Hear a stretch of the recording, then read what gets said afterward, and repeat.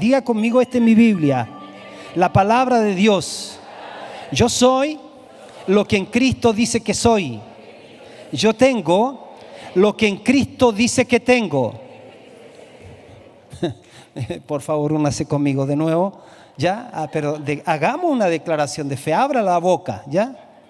Esta es mi Biblia, la palabra de Dios.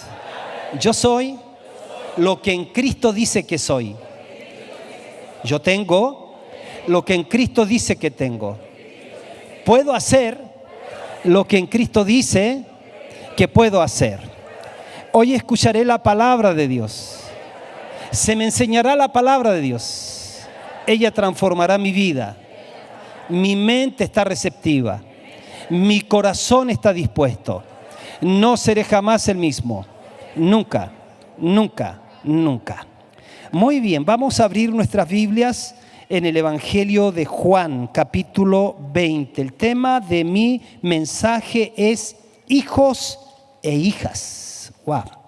La palabra va a recobrar, esta palabra de hijos e hijas, tiene que recobrar una relevancia demasiado importante en nosotros. Hago una pregunta de inicio. ¿Crees tú que todos los que vivimos en el planeta Tierra somos hijos de Dios? La respuesta, señoras y señores, se revelará en la medida que vayamos conversando. ¿Ya? Muy bien, hijos e hijas. Fíjense que aquí en Juan capítulo 20, del verso 11 adelante, está Jesús, ya había resucitado, y dice, pero María estaba afuera llorando. ¿Qué había pasado? Si tú lees en el texto anterior, no quiero complicar al que está poniendo la letra, pero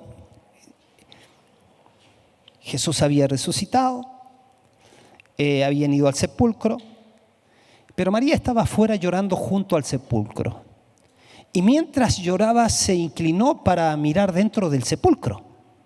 Estaba en un estado emocional no bueno, ¿cierto? Estaba triste.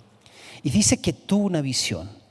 Vio a dos ángeles con vestiduras blancas que estaban sentados, el uno a la cabecera y el otro a los pies donde el cuerpo de Jesús había sido puesto. Detente ahí, por favor. Detente ahí, no quiero ese otro versículo. Ahí.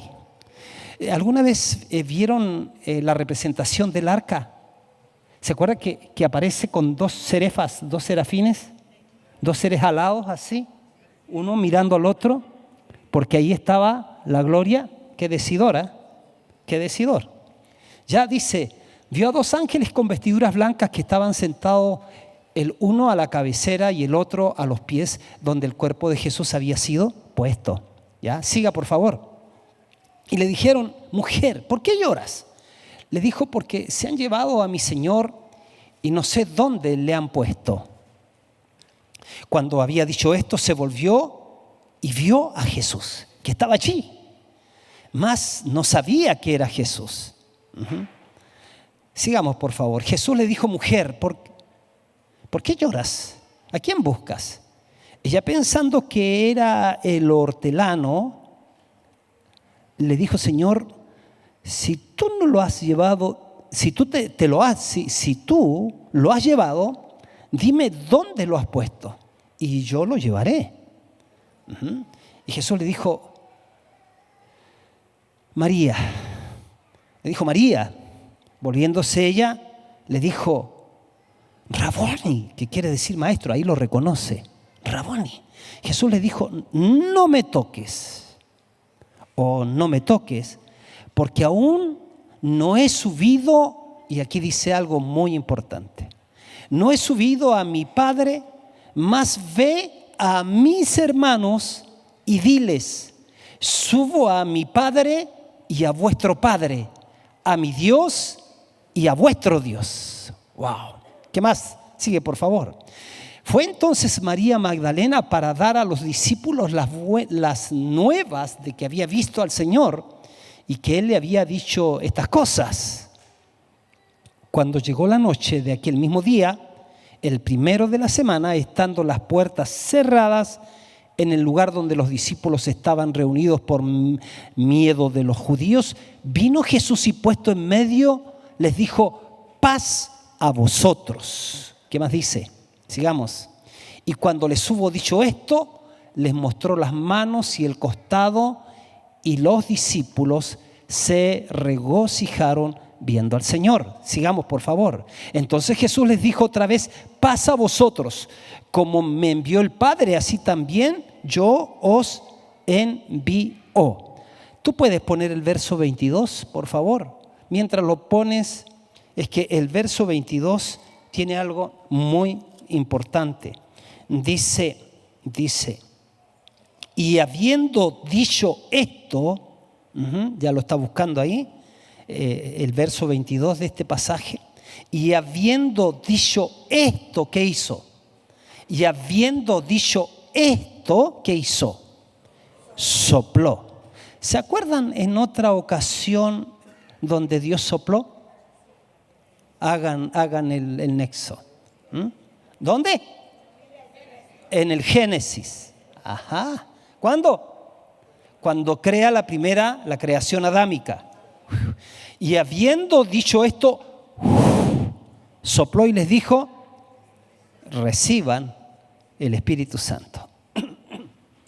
Padre, gracias por el espíritu de sabiduría y de revelación que está sobre nosotros. Gracias, estamos a tus pies como María y dependiendo absoluta y totalmente de ti para ser alimentados por el cielo, Señor. En el nombre glorioso de Jesús, abre los ojos de aquellos que no entienden. Abre los ojos para que los que vienen aquí pensando que esto es solamente algo natural, entren en la dimensión sobrenatural. En el nombre glorioso de Jesús, amén y amén. Empieza a correr mi tiempo. El tema es hijos e hijas. La pregunta: ¿cómo piensan ustedes que se convirtió Dios, el creador del universo, en tu papá? ¿O en nuestro Padre? No como una metáfora, sino en realidad. ¿Cómo fue eso que se convirtió en nuestro Padre, el creador de todo el universo? La otredad de Dios, indefinible. Ese Dios que se reveló progresivamente a la raza humana. Ese Dios indefinible, inexplicable, que se dio a conocer en la persona de Jesucristo. ¿Cómo puede ser posible que ese Dios se haya convertido en tu Padre? No como metáfora, digo, sino verdaderamente. Cuando el Señor Jesús viene y empieza su ministerio, definitivamente genera un problema en los religiosos de su tiempo, e incluso en la mentalidad hebrea, porque Él viene hablando de Dios, pero Él se refiere a Dios como Padre, ¿no? Y eso lo metió en muchos problemas, porque él decía que Dios era su propio Padre. Eso tenía una implicancia más allá de que simplemente decir. Cuando tú, por ejemplo, imagínate, vas por el centro de la ciudad y se aparece un chiquito por ahí y te dice: papito, y tú vas con tu esposa. Hola, y tú lo miras, empiezas a hacer memoria. Dice: yo no tengo parte en este asunto. Papá, ¿cierto? Y te sigue insistiendo. Hagamos cuenta que esta persona tiene un problema obsesivo. Por todas partes te dice que eres su papá y tú lo desconoces. Pero él finalmente, de tanto que tú lo niegas, ya te lleva a juicio. O tú lo llevas a él porque te está causando problemas en la casa. ¿No? Tu mujer dice: ¿pero de dónde salió él? Tú no me lo dijiste, ¿ya? Bueno, el tema es que, haciendo esta suposición de historia, lo que definiría si es hijo o no es hijo es una prueba de ADN. Si tiene el mismo ADN tuyo, está frito. Tienes que reconocerlo y hacerte cargo, ¿ya? Entonces, el tema no es simplemente que alguien diga ser hijo o alguien se atribuya la paternidad. Pero Jesús le llamaba a Dios Padre, lo involucró, lo metió en muchos problemas. El tema es: ¿cómo es que ese Padre de Jesús se convierte ahora en nuestro Padre. Cuando miramos nosotros en Juan 20, 17, aquí vemos a Jesús, al Jesús resucitado. Le está diciendo a María, se le presenta como el resucitado, y María le dice a María, no te aferres a mí, porque aún no he ascendido al Padre. Y dice algo que la cambia toda. El mensaje a ella para que se lo diga a todos sus seguidores: ve y dile a mis hermanos, ¿no? O sea, dile a mis hermanos que yo asciendo a mi Padre y a vuestro Padre, a mi Dios y a vuestro Dios. Esto hasta entonces, hasta ese momento, esto es curioso porque hasta ese momento Jesús llamaba a sus discípulos mis amigos. Él les dijo: mire, yo ya no les voy a llamar más siervo, porque el siervo no sabe lo que hace su Señor, pero les voy a llamar amigo. Les voy a llamar amigos. Eso es antes de ir a la cruz. La cruz marcó un antes y un después en todo. La cruz es muy vital en este mensaje y en lo que hizo Jesús. Así que es interesante porque aquí, hasta entonces Jesús llamaba a sus discípulos amigos, pero una vez que Él ha resucitado, algo cambió. Y ellos se convierten ya no eran solamente amigos o sus seguidores, sino se convierten en hermanos y hermanas. Usted sabe que esa palabra a veces ni siquiera la usamos nosotros, porque pensamos, no, me van a confundir con canutos, si decimos así le tenemos como vergüenza y no nos llamamos como hermanos.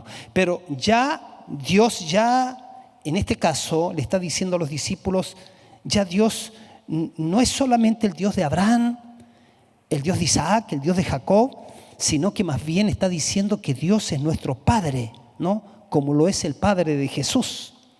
Algo profundo había sucedido.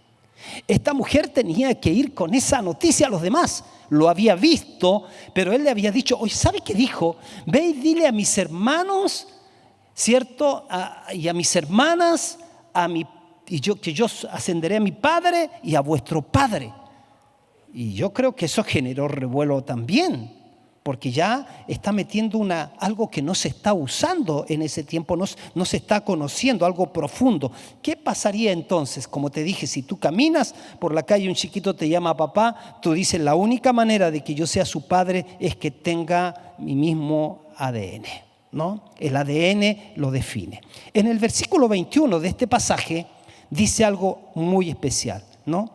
Jesús entra en la sala que está cerrada, con los discípulos adentro, y dice, la paz sea con ustedes, como el Padre me envió, yo los envío. Otra vez, papá, mi Padre, ¿no? Y luego dice que respira sobre ellos, ¿no? Les sopla, reciban el Espíritu Santo. Del Cristo glorificado, resucitado, ahora se está generando la nueva creación en ellos. Está soplando sobre la nueva creación. O sea, ellos ya pasan a una realidad distinta. Ya no son amigos nomás, ya no son sus seguidores nomás. Ahora sucede algo a nivel interno, sopla sobre ellos. Esto fue una impartición. La vida de Dios penetró sus espíritus muertos, fueron vivificados. O sea, el ADN de Dios les fue impartido a esa gente. Pero esto es lo que hemos venido diciendo por bastante tiempo de distintas maneras. Es que en la antigüedad Dios venía y visitaba a ciertas personas, visitaba a la nación en ciertos tiempos. Cuando los visitaba, avivamiento, ¿no? Y hay prefijados, visitaciones de Dios. Eso es, y entonces podríamos decir que Dios venía y iba. Pero luego en la encarnación, cuando el Verbo se hizo carne y habitó entre nosotros, ya estaba con la gente, con los discípulos, ¿no? Fíjense, pero hemos aprendido, ¿cierto?, que una vez que Él muere, resucita, asciende,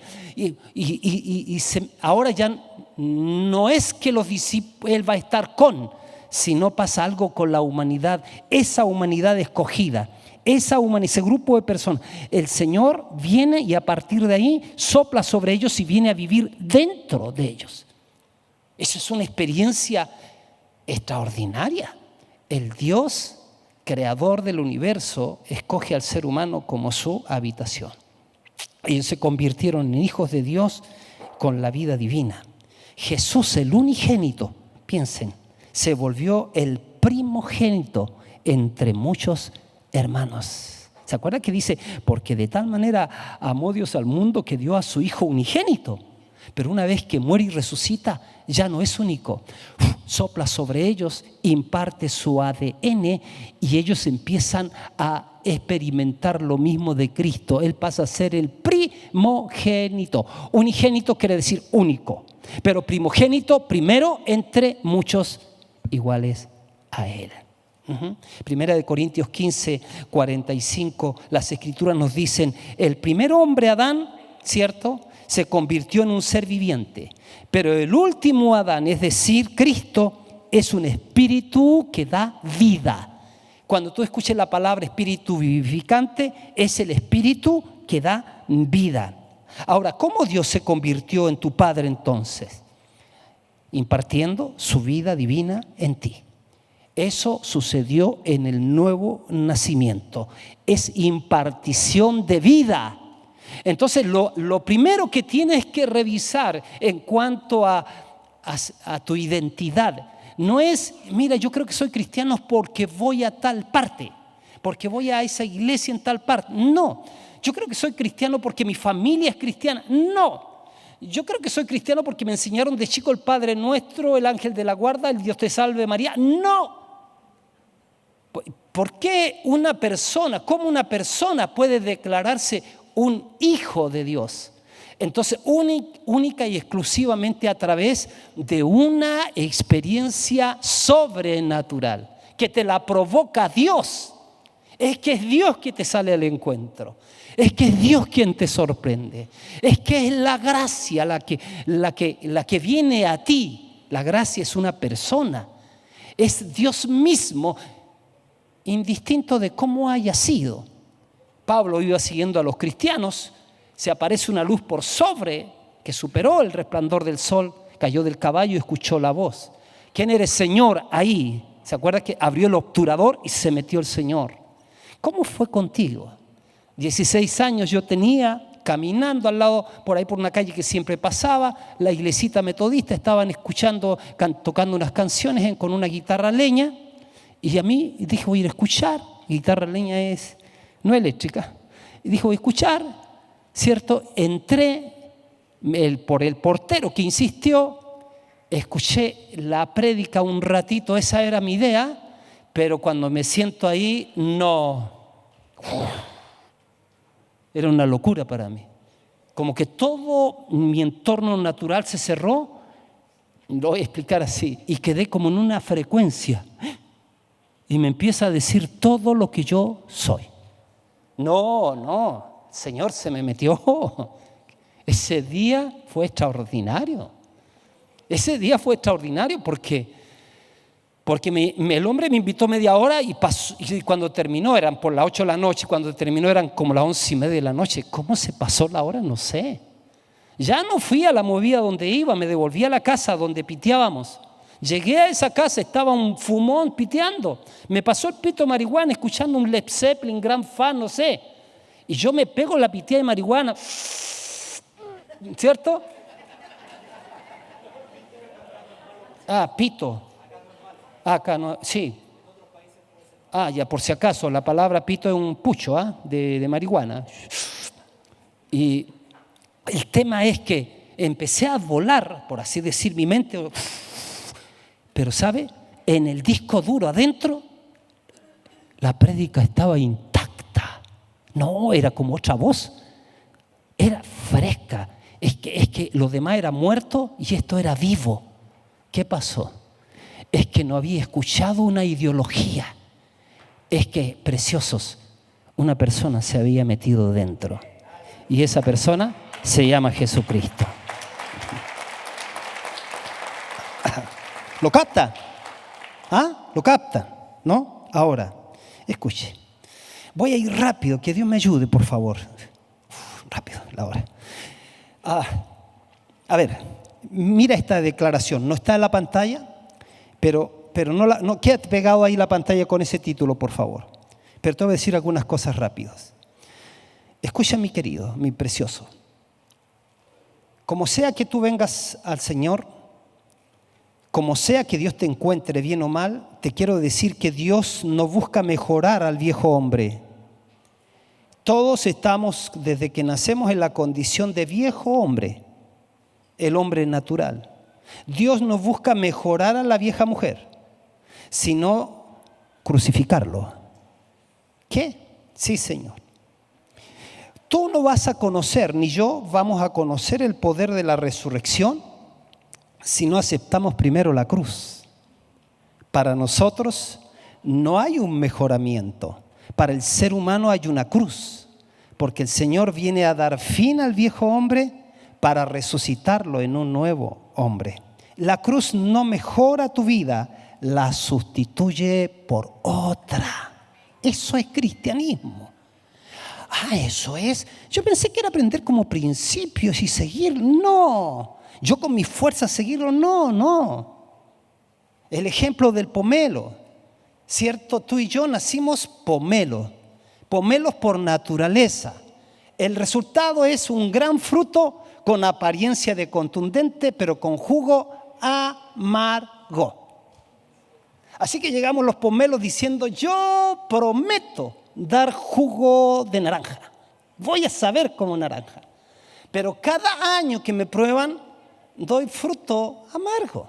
O sea, amargo. Pero no es que sea malo, pero a mí no me gusta. Pero imagínese, usted le predica al pomelo. Usted le ofrece bendiciones al pomelo siempre que dé fruto dulce.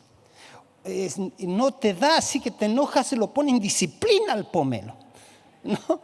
Lo pone en disciplina, le enseñas las 4 leyes espirituales, lo metes a escuela ministerial, lo rebautizas y el pomelo sigue dándote jugo amargo. Ahora un día el pomelo pide hablar contigo y te dice: no sé, quiero hablar con usted. Mire, escúcheme. Lo que pasa es que las expectativas suyas son una, pero mi realidad es otra. Mi naturaleza es pomelo. Entonces yo siempre voy a dar jugo, pero jugo amargo. La única manera, ¿cuál sería? Que me reemplace. Que usted me cambie la naturaleza, porque mi problema es de naturaleza. Por naturalezas soy pomelo. Un pomelo que fuma, que toma, o que no fuma, que no toma, que no baila apretado, no patea el perro, pero pomelo. Porque a veces nos comparamos, uno dice: no soy tan mala como esta, yo soy mejor que este otro, no soy como el asesino de allá, ni como el inmoral de acá. Pero igual, ellos dan jugo, nosotros también damos jugo. El tema es que en el plan de Dios no está entonces mejorar la vida, ¿no? Sino que Él vino a reemplazarla. Y esta declaración, Él viene a sustituirla por otra, la cruz.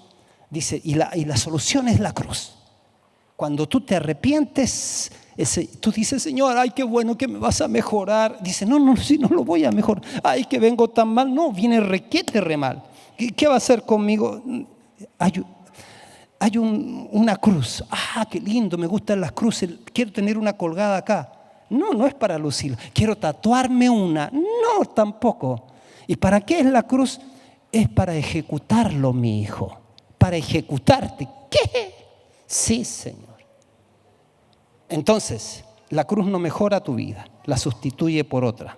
Esta es una declaración que no suena tan lógica hoy día ni tan agradable cuando queremos todos que nos hablen de que tenemos que ser la mejor versión de nosotros mismos y que el Señor nos viene a ayudar para que todos brillemos y seamos felices comiendo perdices. Pero la cruz no mejora, la cruz no embellece, la cruz no reforma, la cruz te mata. Y eso es el único propósito de que Jesús fue a la cruz. Yo pensé, pastor, que fue por él. No, fue por ti y fue por mí. Ahora entiendo. El cristianismo no es la mejora de lo que ya somos, sino la sustitución radical de un hombre caído por un hombre celestial. Eso es maravilloso. La Biblia dice, tal el terrenal, así los terrenales. Tal el celestial, así los celestiales. Así que, querido esposito, su esposa no te trajo acá para meterte un montón de reglas. ¿Veis, viejo, que no tenéis que fumar? ¿Veis, viejo, que tenéis que...? No va a ser así. Es que la vida de Cristo se te va a meter y definitivamente el finado se va a morir. ¿Ya? Entonces el Evangelio no es una invitación a ser mejores, sino una sentencia de muerte seguida por una resurrección. Nos hacemos uno con Cristo en su muerte, pero también uno en su resurrección. No hay reconciliación posible entre la vieja vida y la nueva vida. Jesús no viene a parcharnos, viene a darnos una nueva vida. Y eso es totalmente distinto de lo que nosotros hemos pensado. Ahora, sígame en esto, por favor. Dice en Juan 1:12 más, dice que en Juan capítulo 1, en el principio era el verbo era con Dios, el verbo era Dios. Y dice que el verbo se hizo carne, habitó entre nosotros. Y dice, más a todos los que le recibieron, a los que creen en su nombre, les dio potestad de ser hechos hijos de Dios. En el tiempo de Jesús, los que recibieron a Jesús, sus seguidores lo recibieron de dos maneras. La primera fue objetivamente. Cuando Jesús fue a su casa, se le dijo, venga Señor, siéntese. Lo recibió. ¿Alguna vez te han recibido así a ti? Claro, vas a un lugar y te reciben. Y te reciben bien. En los grupos de conexión te van a recibir súper bien. Siempre, siempre. Y más encima van a terminar comiéndose un tecito. Parece que me he dado cuenta que ocupan como más tiempo para comer que para explicar la palabra. Dedican sagrado 25 minutos a la palabra y como 1 hora y media en puro comer. Ya, pero bueno, te reciben. Y los discípulos recibieron a Jesús, quiere decir, se sentaron a los pies de Jesús. Lo recibieron, no lo rechazaron, lo recibieron. Esa es una manera de recibir. Pero Jesús les habla, muchachos, ustedes me tienen que recibir también de otra manera. Ahora me están recibiendo objetivamente, pero llegará un momento, cuando yo resucite, que tendrán que recibirme, ¿cómo? Subjetivamente, dentro de ustedes. Y hoy en día ya no lo recibimos objetivamente, lo recibimos subjetivamente. El que ha nacido de nuevo sabe que algo le sucedió. Ahora mira, si tú estás viniendo acá, pero siempre estás acá, pero termina la reunión y sigues con las mismas andanzas, sigues mirando a la vecina del frente, a la secretaria y la cuestión, y sigues queriendo tener tus escapaditas. Total, que mi mujer ya pues, se tranquilice. Si la invité el domingo, eres un muerto que viene acá nomás. Oh, qué rico, y respira un poquito de nuestro perfume, pero sigues dando pomelo. ¿Viste, mi amor, cómo levanté las manos? Sí, pero pomelo. Un pomelo levantando las manos, ¿no? Entonces, la impartición es otra cosa. La impartición de vida divina en nosotros. Esto es muy importante. ¿Por qué el Señor no se avergüenza? Dice que somos sus hermanos. ¿Por qué no se avergüenza de llamarnos hermanos? Mira lo que dice en Hebreos capítulo 2, verso 11. Dice, por tanto Jesús y los que Él hace santos tienen el mismo Padre, ¿no? Por esa razón, estoy leyéndola en la NBI. Dice, por lo tanto, Jesús y los que Él hace santos tienen el mismo Padre.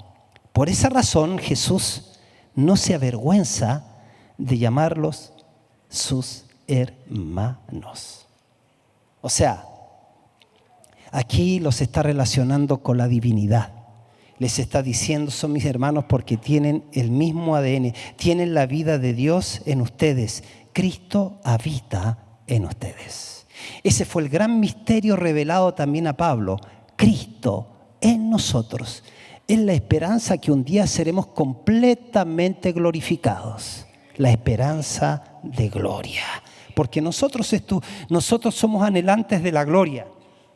Él nos compartió su gloria. Pero un día experimentaremos a cabalidad su gloria. En los evangelios vemos a este Cristo incomparable, sabio ante los líderes religiosos, misericordioso con la adúltera, salvando y liberando. Ese mismo Cristo, mis hermanos, vive en nosotros por el Espíritu Santo. Romanos 8:1, ahora pues ninguna condenación hay para los que están, ¿dónde? En Cristo. Es que Dios me sacó de Adán y me puso en Cristo. En eso consiste la gracia. Hoy en día estamos puro hablando de lo que Dios ha hecho y de lo que Dios sigue haciendo. No es que tú te saliste de Adán y por un trámite, porque te vino una fiebre de bondad, te metiste en Cristo. Es el Señor que te alcanzó. Y el Señor, no tomando en cuenta tus pecados, te sacó de Adán y te puso en Cristo. De modo que si alguno está en Cristo, es una nueva creación. Tú debes de orar para que esta palabra se haga una realidad dentro de ti. Porque si escuchas y no hay cambios verdaderos, entonces eres un pomelo que levanta la mano, que canta, pero que no ha tenido una experiencia de transformación para convertirse en naranja, por así decir. Ajá. Y hay hartos versículos que se van a dar aquí en la Biblia y que no son para ti, si es que esa es la condición. Y tú dices, pero ¿cómo lo hago, Señor? Tienes que rendirte así. Señor, aquí vengo y me entrego de lleno, me arrepiento de mí mismo y vengo a ti y me entrego en tus manos, Señor. Ahora pues ninguna condenación hay para los que están en Cristo Jesús, los que no andan conforme a la naturaleza humana heredada, sino conforme al Espíritu que se introdujo dentro de ellos. Pablo dijo, ya no vivo yo. No dijo, mira, vivimos los dos. No, ya no vivo yo, sino que Cristo vive en mí.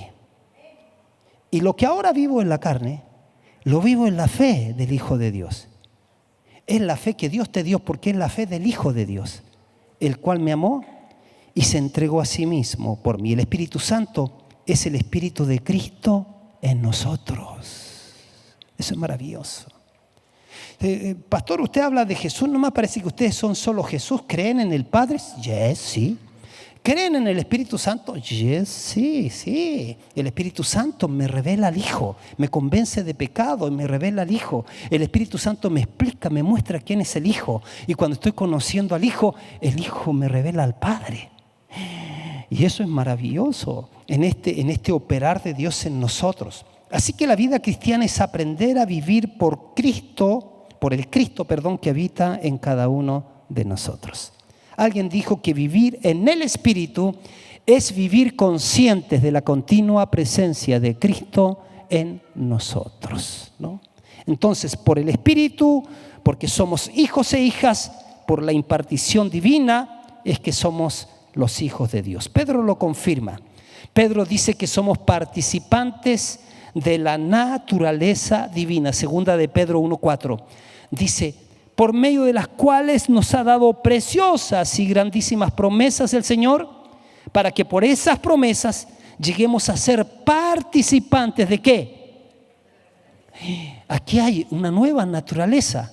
Yo tenía la naturaleza de mango, pero ahora viene la naturaleza divina, ¿no? Aquellos guiados por el Espíritu, a partir de ahí, cuando le entregaste tu vida a Cristo, el Señor empieza a guiarte. El Señor dice, permíteme que yo te guíe, permíteme que yo te enseñe, permíteme que yo sea magnificado a través de ti. Empieza a declarar y a creer, ya no vivo yo, Cristo vive en mí, ¿no?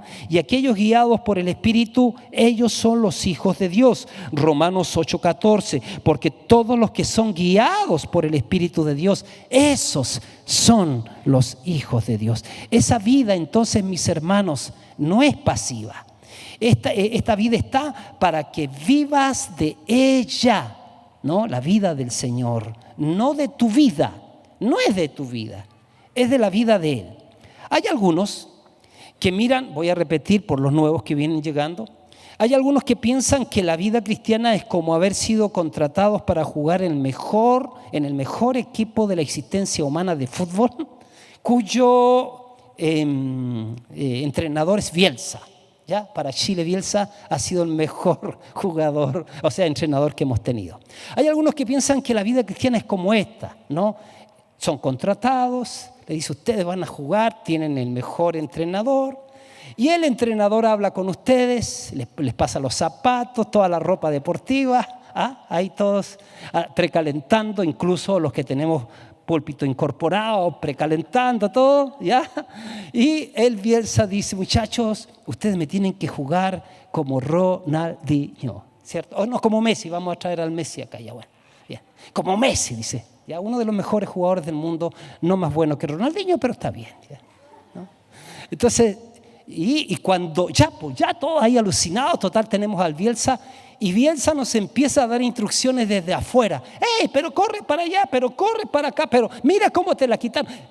Juega como Messi, juega, pero no viste. A ver,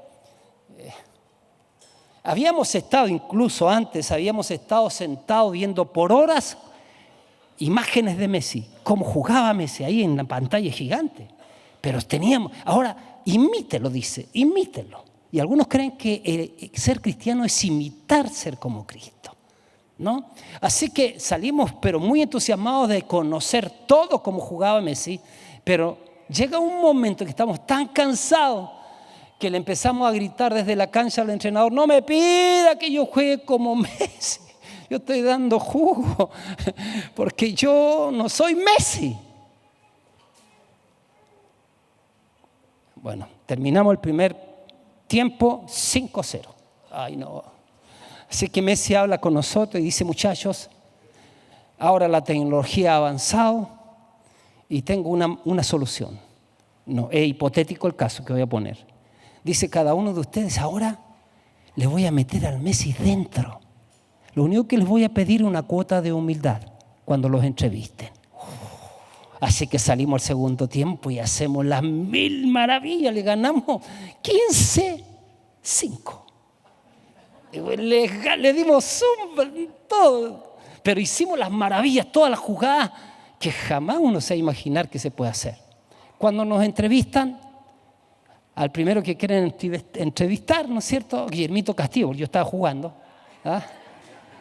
Y yo tengo 2 alternativas. Hablar como un argentino, ¿viste? O hablar humildemente. No voy a ofender a los argentinos ya. Tengo 2 alternativas, hablar como Pomelo o hablar de otra manera. Entonces, ¿cómo lo hiciste cuando te pasaste a 4 y te pasaste hasta el arquero y metiste el gol de cabeza?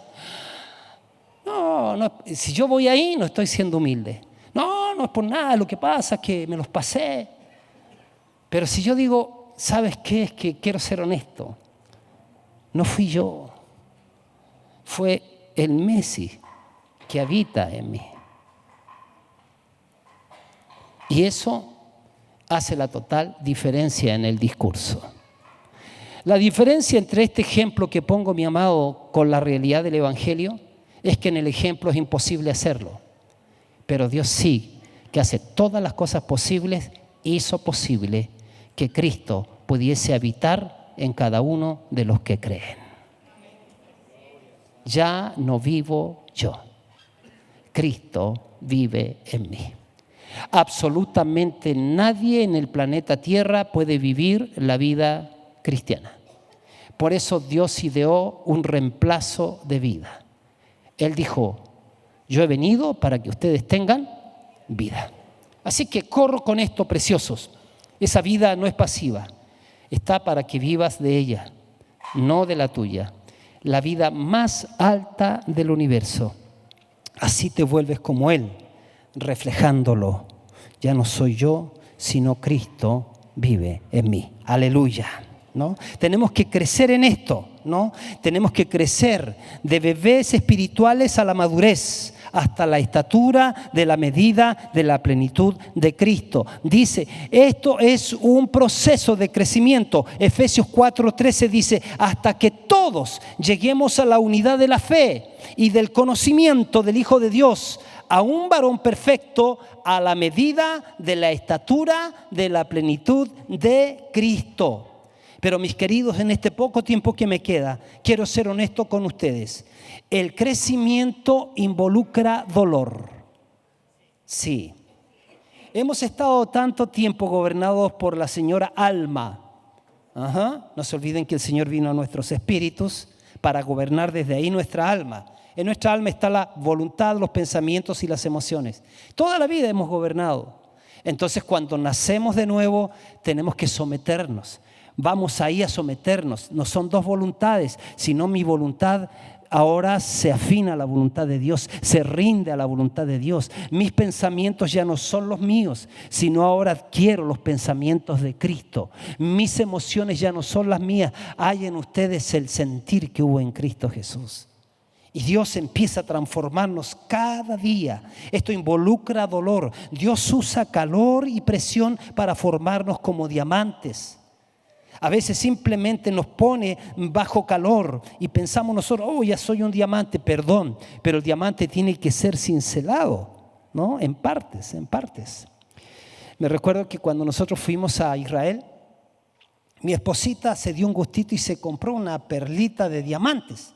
Tuve que contratar un camión para sacarla del lugar y ponerla arriba porque era como de una tonelada. No, era una cuestión re chica así.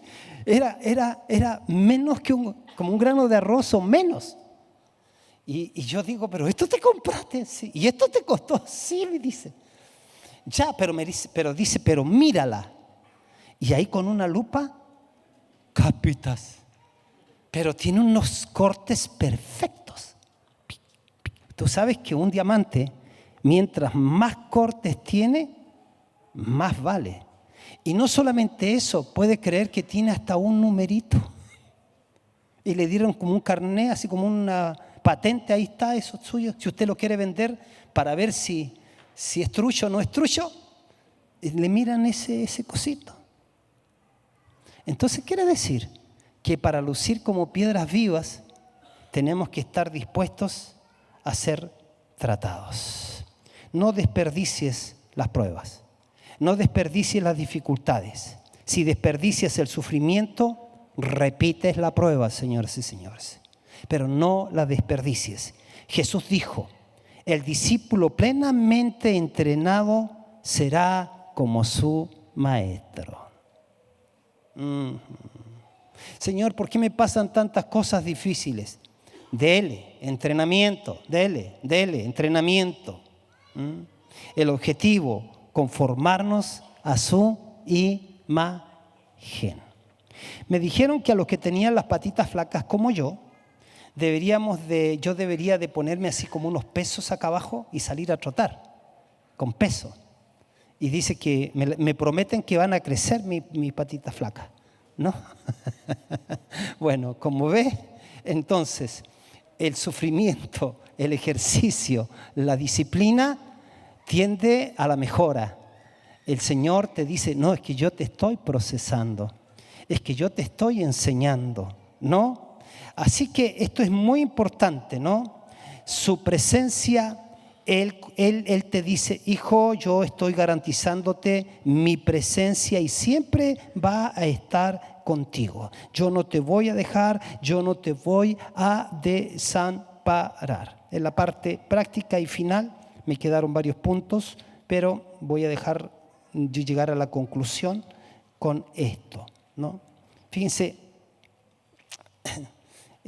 ahí en Primera de Corintios, y es el último, búscalo por favor. No, búscame Job 33:14. Dios te va a hacer crecer hablando a tu corazón. Escúchame. Job, ¿qué te dije? Job 33:14. Búscalo por favor. Creo que es 14 y 15, ¿no? Mira, el hablar de Dios, Él quiere hablarnos. Hemos sido facultados para oírlo, créelo. O sea, lo que yo te estoy compartiendo Es tan verdad que entonces si el Señor no escatimó a su propio Hijo, quiere decir que te da la capacidad también para aprender en el Espíritu. No estás solo en esto. Job 33:14. El Señor te habla y el hablar de Dios es alimento para ti. No solo de pan vive el hombre, sino de toda palabra que sale de la boca de Dios.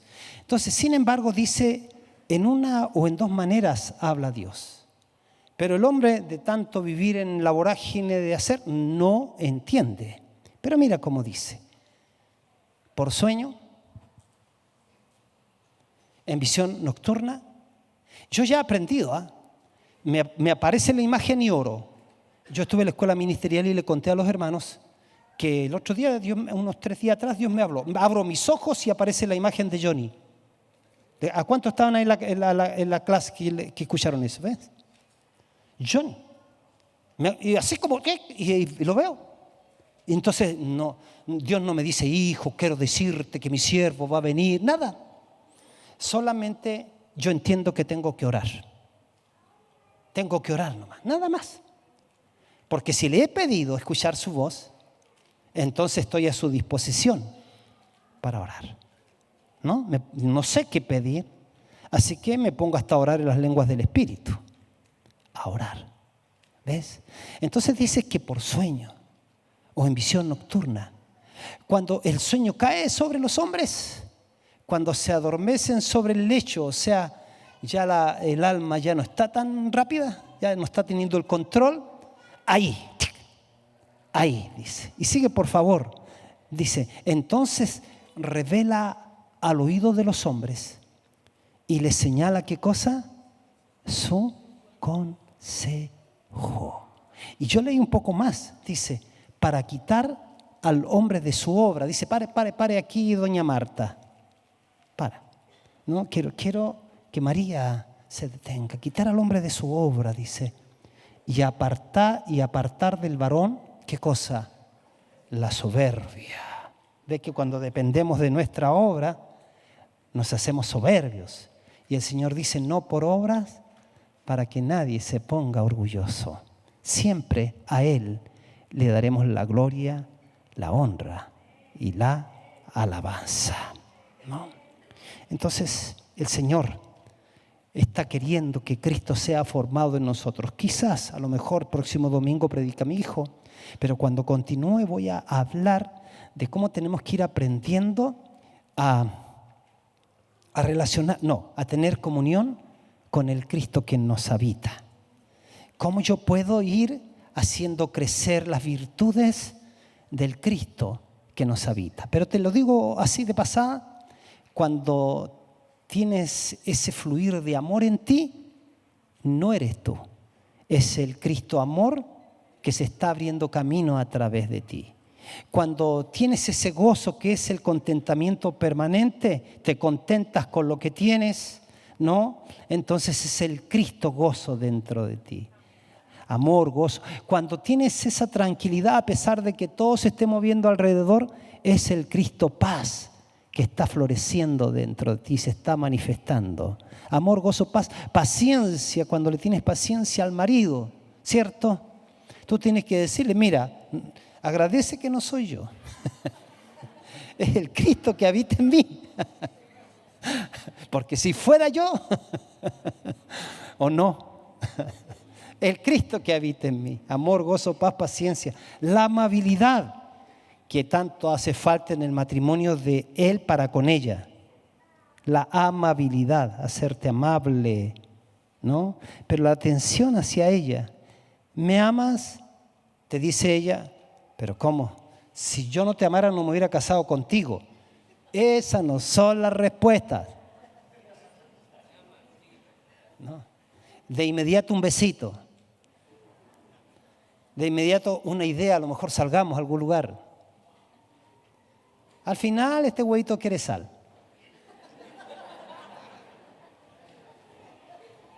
El Cristo en nosotros, amor, gozo, paz, paciencia, amabilidad, bondad, fe, mansedumbre, dominio propio. Que crezca Cristo.